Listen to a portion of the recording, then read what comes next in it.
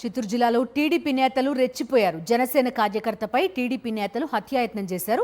సోముల మండలం కందూరులో నారా లోకేష్ జన్మదిన వేడుకల్లో టీడీపీ నాయకులు రెచ్చిపోయారు. జనసేన కార్యకర్త మునీర్పై దాడి చేశారు. బాధితుడిని 108లో పీలేరు ప్రభుత్వాసుపత్రికి తరలించారు జనసేన నాయకులు. గతంలో పవన్ కళ్యాణ్ పుట్టినరోజు సందర్భంగా కందూరులో బ్యానర్లు కట్టొద్దని బెదిరించారని, ఇప్పుడు దాడి చేశారని ఆవేదన వ్యక్తం చేశాడు బాధితుడు మునీర్. తన తల్లిపై కూడా దాడి చేసి గాయపరిచాడని తెలిపాడు.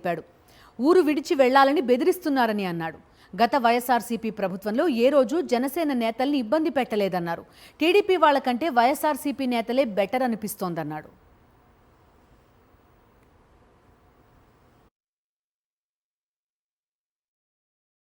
ఏం చెప్తున్నారంటే సోముల మండలంలో టీడీపీ మాత్రమే ఉండాలా, మిగతా పార్టీ ఏది ఉండకూడదు, అక్కడ ఏదైనా కానీ కార్యకర్తలు ఎక్కడ సహాయం కూడా చేయకూడదు, జనసేన అనే మాట కూడా వినిపించకూడదు అని చెప్పడం ఒకటి.